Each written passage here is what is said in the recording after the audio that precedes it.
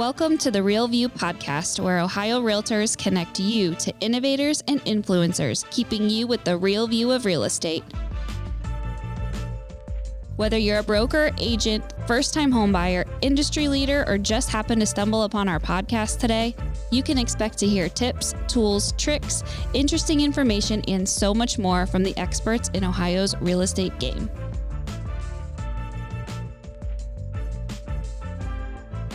Hi, everyone. Welcome to today's episode of the Real View podcast. I'm your host, Allison, and joining me is my co-host, Carrie. With us today, we have a very special guest from the Dayton Area Association of Realtors. We're so happy to have her on today, and we're really excited about this episode because it's going to be the first of a two-part series. So this is something we've never done before. We are going to have a two-part series over the next 2 weeks to reflect about the tornadoes that happened right around the spring, summertime of 2019. So we're really excited to kick this series off today as the first part of our two-part episode of the Miami Valley tornadoes. So Jennifer Zeller, thank you so much for being here with us today. Well, thank you for asking me. I'm looking forward to sharing the memories of that day a couple years ago.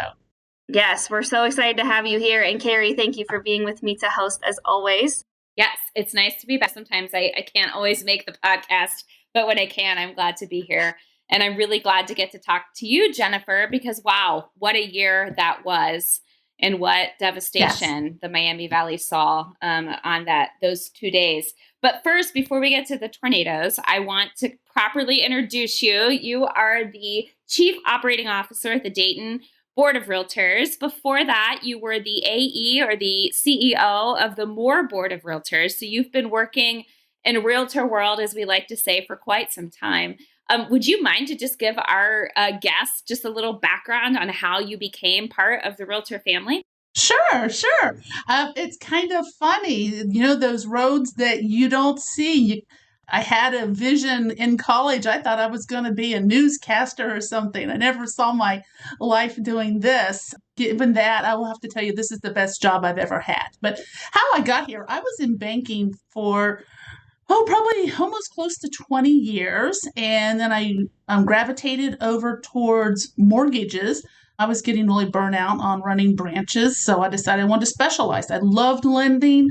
Mortgages were like putting a puzzle together, and I worked a lot with first-time homeowners, and it was really gratifying to get them into their homes, and it was something I really loved. Then 2007 and 2008 crept up on us, and my paycheck took a serious hit. I bet. Man. I started to panic, and it was really interesting. I was having lunch with a realtor, and we were just talking about, we had been doing some business together, and she mentioned that the Midwestern Ohio Association was looking for an executive officer. Thank you. Shout out to Laurie Johnson. She was the one that directed me that way. And, I thought to myself, I asked her kind of the salary range, and yeah, that sounded good. And thought to myself, I can do this. I do lending. I work with realtors. My mother and my grandfather both owned their own brokerages. I know nonprofits. I've been involved with the chamber. So I thought, easy peasy, I got this. Well, how little I knew. That first year, I'll tell you what, the sink or swim philosophy. But I learned a lot. I was there 7 years, and I have to give a shout out to all the leadership there in the members, because they let me get my training wheels. And it was a foundation that I think is responsible for leading me to where I'm at today. So then an opportunity came here at Dayton Realtors to run the education, the professional development. And Andrew Sims, who, surprise, surprise, he and I became friends because we're both of the same twisted mindset, I think. So Andrew asked me if I would be interested, and I was. In the back of my mind, I always wanted to move to a large association and spread my wings that way, and it has been a wonderful experience. And not only do I get to oversee the education program, now I get to have my fingers in so many aspects of the board. And I tell people it's so exciting when on any given day you might be talking to a legislator, you might be meeting with a community group.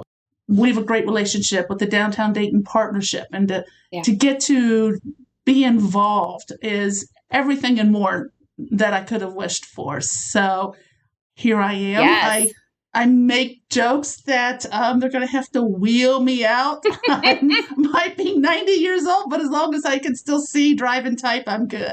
That's great. I love that. I have a question. Do you find it harder? This came up over our legislative week. We're recording this. We came right off of our legislative week. So if you're wondering why I'm asking about this, but do you find it harder to tell jokes over Zoom? Because this came up and it's harder. I know Beth said her. Yes. The only thing that I've noticed, because facial expression is so much of telling a joke, maybe a little bit of that is lost, but I have never let anything stop me from telling a joke. So, yeah, not so much. Love it. Well, before we move on to the tornadoes, I know our guests are like, holy crap, you're 5.5 minutes into this. We do have one more housekeeping item, and this is a standard question that we ask all of our guests. As you know, the podcast is called The Real View, and what we like to ask our guests is, what is the best view that you've ever had? Okay. This view might have involved a little bit of illegal activity, but that's only if you consider being snuck into a historical site down in the Yucatan after the historical site closes. That might be the little illegal part, but the best view was with a group of friends, one of which had some ins, and we ended up spending the night on a Mayan pyramid, and we were in the jungle, the howler monkeys, and the best part of the view was the stars. Absolutely amazing. They were right there at your fingertips. And then the sugarcane fields off in the distance, which were being burnt. I was told to get snakes out. I'm not sure how that all worked, but to sit on top of that pyramid, listening to the monkeys and hoping to hear a jaguar. Didn't hear that, but looking at the stars and watching those fields glowing in the dark is something I'll carry with me for the rest of my life. That's fantastic. Remind me to book my next vacation with you. Here's a tip if anybody's inclined to do so. On your way in, pay attention, because when we left, it was still dark, and we were all so excited in what we were doing. Nobody paid attention to any landmarks, and we had no clue how to get out of the jungle. Oh, wow. Yeah. But, we relied, there was a group of about 8 of us, and we just relied on our instincts, and somehow we ended up to our car in one piece. I would have been totally I would have just quit. I am the least I am so directionally challenged. That's great. Well, thank you. Thank you for that. That was great. We love that question. It lets us learn a lot about our guests, and it's just fun to see how other people are seeing and experiencing the world. So thank you. Fun. Okay, so the tornadoes. The tornadoes that hit back in 2019 were dubbed the Memorial Day tornadoes because they started on Memorial Day, May 27th, and went in overnight to the 28th as well. All of the storms in total caused an estimated $1 billion in damage in the Dayton and Miami Valley area.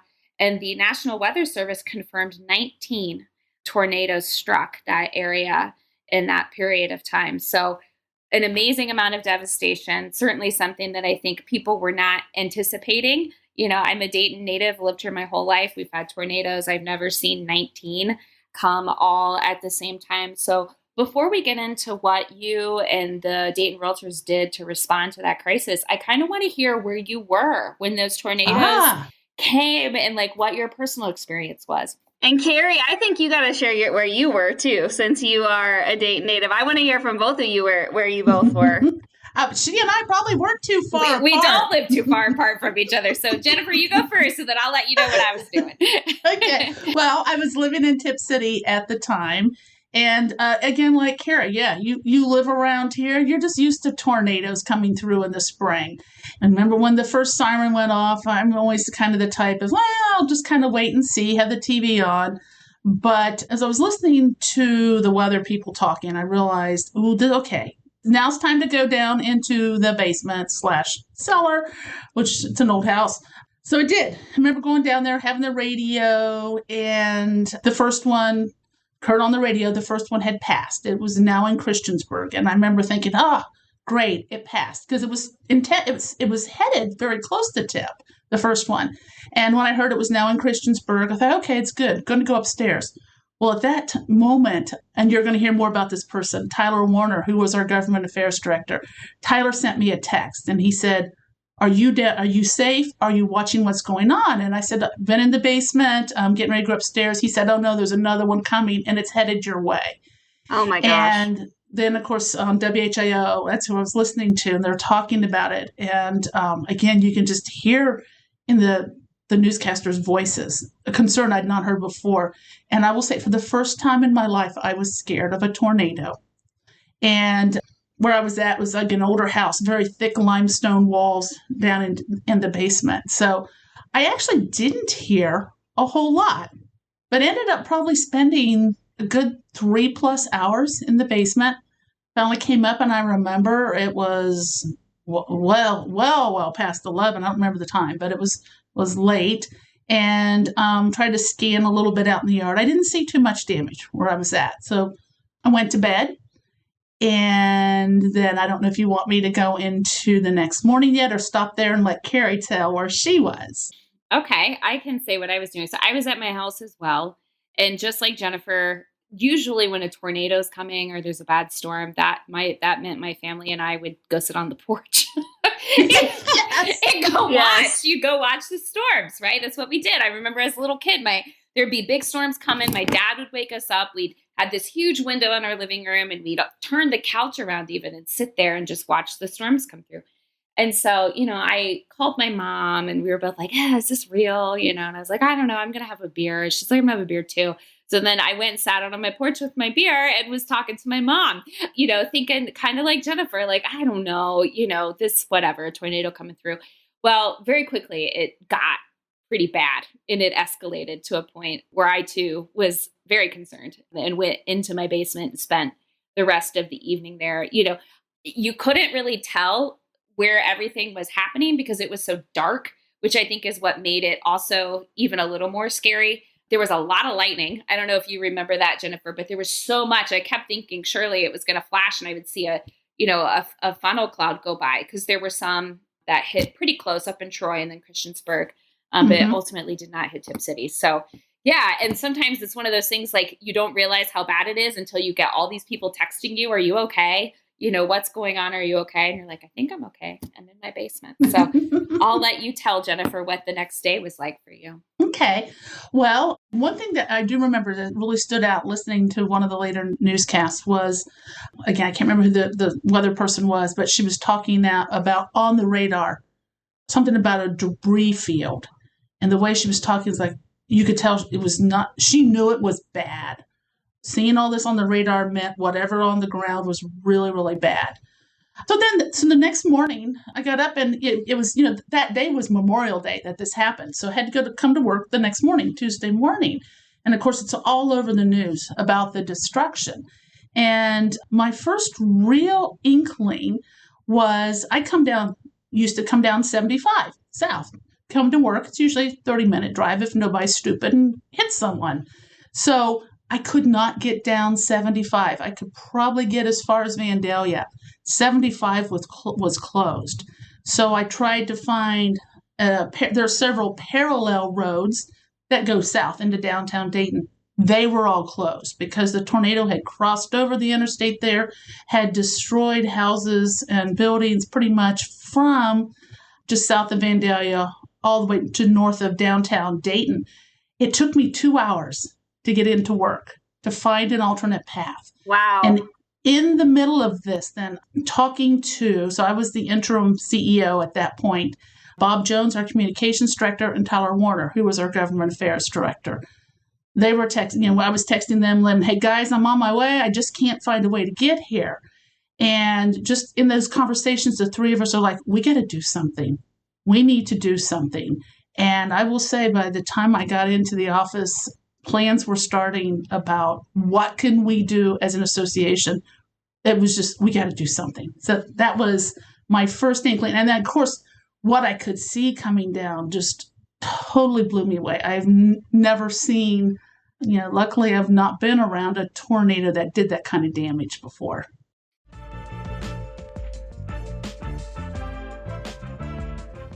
This episode of The Real View is brought to you by the Ohio Association of Community Colleges. Ohio's network of community colleges provides accessible training that accommodates the busy lifestyles of aspiring real estate professionals at half the price of a traditional university. With convenient locations in every part of the state, as well as online options, Ohio's community colleges are your smart choice for pre-licensing education. For more details or to start the journey to a real estate career, visit the education page at ohiorealtors.org and then click on the pre-license course locations. I drove into Columbus that day from Dayton, and I don't have to go very far south on 75 before I pick up 70. And the traffic was backed all the way up. I had to take country roads back into Columbus because you couldn't, 75 was all backed up. And if you remember, I don't know if you remember this, Jennifer, but Jamie Simpson, the weather man, Yes! people, so they're reporting, telling people to The take Bachelor. shelter. That's right. We've got 19 tornadoes, ultimately that hit ground, and viewers were calling in and complaining that the weather updates were interrupting The Bachelor. And you can watch this on YouTube. I was watching The Bachelor at the time, I admit. Yeah, but you probably didn't call and, yell at Jamie Simpson. So, but you can watch this on YouTube. He literally, just is exasperated and has this kind of mini meltdown on TV, that people need to get it together and that lives are, in danger here. Yeah. But yes, so I go into Columbus at the State Association. And I know we'll have Sharon and AJ on to talk about the response of the State Association, but both the Dayton board and the state, immediately after that disaster, just started thinking, what can we do to help? I mean, this is pretty unique and off the charts as far as devastation goes. Yeah, that was going to be my next question about, how quickly after this, was the response? And it sounds like it was pretty immediate. I mean, driving into work and seeing that damage, you realize we got to act now. There's no time to wait. People are in need. This is a crisis, that the response time was pretty quick after the devastation happened. I remember Tyler getting in touch with you, Carrie, right away because we knew the Realtor Relief Foundation, there's an avenue. What do we need to get that started? But then we wanted to do something immediate right now. And we decided, let's get supplies because everybody's talking about the lack of water and all the people, obviously, who were displaced. So we started with three of Bob, Tyler, and I went to Costco. I think it was Costco, and just bought all the bottled water we could find. We bought pallets of it. And we bought cans of peanut butter and cooked chicken, things that would not perish. And then one of our realtor members volunteered his moving truck. And poor Tyler, who'd never driven one before, I still remember, went and picked up the truck, and it's loaded with these pallets in the back, which are shifting every time we turn the corner. And Tyler is so worried he's going to, number one, damage this person's truck. And he'd never driven it before. And everybody was kind of on edge anyways. And in shock. We're just flying by. Flying by the seat of our pants. And people really honestly just sitting in their yards. I mean, I remember that being one of the striking, images that I remember. I think it was the next weekend I went down and volunteered with my kids in one of the neighborhoods up in North Dayton. I don't know if it was Northridge, but it was up in that area. And there were still people just who had lost their homes and were just sitting there. I mean, just in complete shock. So you're right. It was all hands on deck as soon as possible. But yes, Tyler reached out. And so what we started doing, in addition to your immediate efforts, was to file a request with the Realtor Relief Foundation. So Jennifer, for our viewers who don't know what that foundation is and what it does, could you please, tell us about that, and then tell us also about your own board's foundation? Because if I remember correctly, you guys were able to offer relief through both funds. Yes. So the Realtors Relief Foundation is something that NAR has put together, but you will find that realtors all over and associations all over the country do activities to fund it. I think that there's been a really, really good understanding and response about this is a great program, and it's up to us to make sure there's monies there. Before the tornadoes here, I know that with some of the floods and tornadoes down south, the foundation was instrumental. And I think, and I'm not going to steal Sharon's thunder on this, but I believe up until us, we were probably the largest request of funds. But so the Realtors Relief Foundation is, again, it's there, it's funded by Realtors, and it is to be used to help those communities in need. And then our own so Dayton Realtors has its own foundation. So we started receiving donations from other local associations, from individuals. And so in addition to the Realtors, the monies that came from the Realtors Relief Foundation, which was administered by Sharon through Ohio Realtors, we also gave out assistance to those that maybe wouldn't have qualified, because the Realtors Relief had some very specific guidelines. So we had over $11,000 in our foundation that we gave out. I remember buying gift cards for people, getting to meet some of them. Oh my gosh. I mean, I could do a whole nother podcast on the stories and the gratitude. I think one of the most striking things was a woman that came into my office. I have a beautiful office. My whole wall is a window onto South Main Street here. Pretty trees. University of Dayton is across the street. And she came in, and we were working on getting her some things. And she just sat there, and I could feel her exhale. And I had to get up and make a copy of something. Came back in, and she said, "Don't mind me. This is the most peaceful place I have been since the tornado. And it just feels so good to sit here where it's quiet." That's amazing. Oh, gosh. Yeah. That's amazing. So that was going to be kind of my next question. Talk a little bit about, so you were able to get some donations, have the fund available, and start giving that back and reinvesting into the community. Talk about some of the ways. And then we did a golf outing too. Yeah, talk about some of the ways that you were able to, help people. Was it a lot with homes? Was it a lot in gift cards and things like that you mentioned? Yeah, tell us a little bit about how that money was put to use. Okay. Well, I'll start with, we did a golf outing, and those monies went to an organization known as Crayons for Classrooms, which is an organization that buys supplies for students. Teachers can go in to the store and buy all the supplies they need for their students. Well, we wanted to earmark our money to that organization to be used for children who had lost everything in the tornado. So we were able to fund school supplies, and we raised over $9,700 through the golf outing to do that. Amazing. And yes, some of it was we helped with maybe a month's rent or a hotel stay for a month, because again, once Ohio had dispersed all the funds they'd received from NAR, we still had a stack of applications. So some of it was giving them, a month's worth to get them a place to stay, to help with their current situation. I remember we purchased a breathing machine for a grandmother who had custody of her young grandson who had respiratory issues. And of course, it blew away in the tornado. And that was her. And when I called her and talked to her, "What do you need?" That was her immediate concern. So we bought a breathing machine, gave gift cards, and bought clothes for children. Let's see, gas cards. That was another big one. And the thing we also heard. And here's the thing.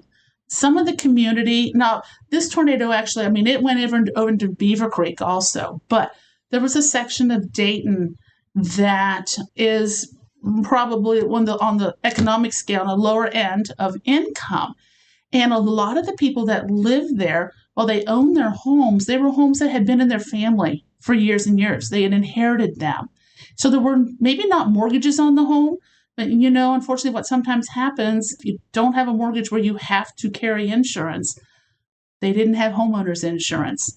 And so they couldn't even turn that in. And in fact, John Zimmerman from the Miami Valley Fair Housing Center told me that in this particular area, 40% of the homeowners there had no homeowners insurance. Wow.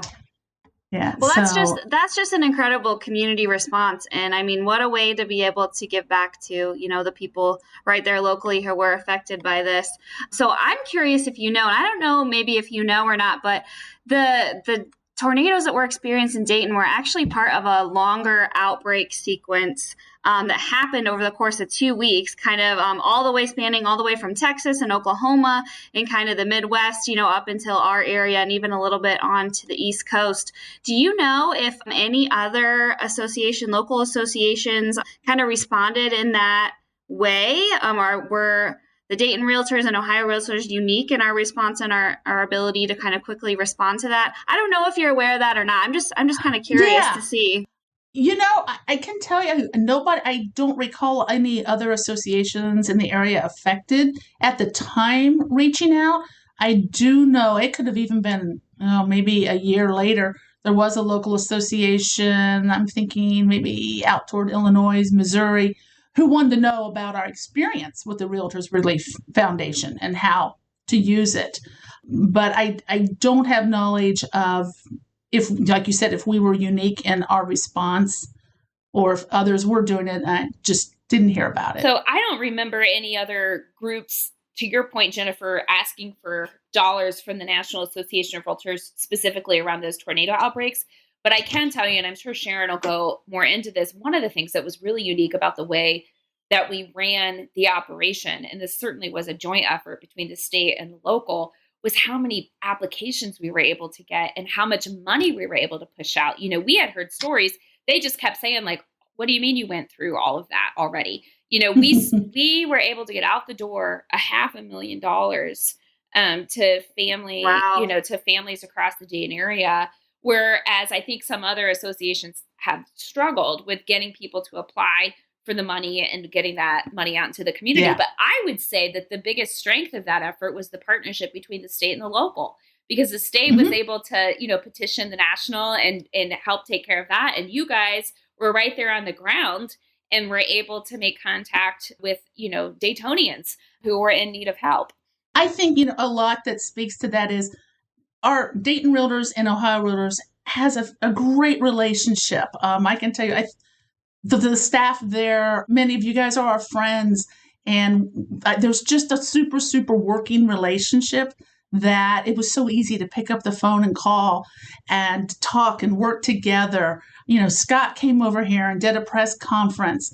Sharon Sample is an unsung hero in this, let me tell you, because those applications were not easy to process, and NAR required certain documentation that these people didn't have because it blew away in the tornado. Right. And Sharon tracked down, you stayed on top to get a license, picture of a license and homeowners documents. It was not easy. And to this day, I don't know how she did it, but she did a fantastic job. Well, we're going to hear all about how she did it next week, hopefully. So this is a great kind of introduction, and I love this local perspective and how cool that we were able to work together to really, make a positive impact on these people's lives and respond to them in a great time of need. So hopefully we don't have to experience a crisis like this again anytime soon, but it's great to know that we have the ability and we have the experience. We've done it before, been through it. And if something happens, we're going to be there and we'll be prepared to respond, in a time of need if it ever comes again. We know what to do. Definitely. Well, way to go. Awesome response. I can't believe it's been 2 years ago already. I was living in Columbus at the time, but I remember hearing about it and had the same kind of worry and concern. And when you see that devastation so close to home, you're kind of just like, wow, it can really happen to anybody. But I'm glad both of you stayed safe and there wasn't any damage or any issues, on your side of town. So great to hear that. But thank you guys both for joining me today. Thank you to the listeners for joining us and listening and tuning in. And make sure to join us back again next week when we hear from Sharon and AJ to hear about their response and their perspective from the state level on how we were able to impact the Dayton area with these tornadoes that came through. So thank you both for joining me today, and we will talk to you guys soon. Thank you. Thank you for listening to The Real View. That wraps up today's episode. You can keep up with the latest on the podcast at ohiorealtors.org/therealview. and on Apple or Google Podcasts, Spotify, or wherever you listen. Have questions, comments, or suggestions? We want to hear from you. Email us at podcast@ohiorealtors.org. We'll see you next time.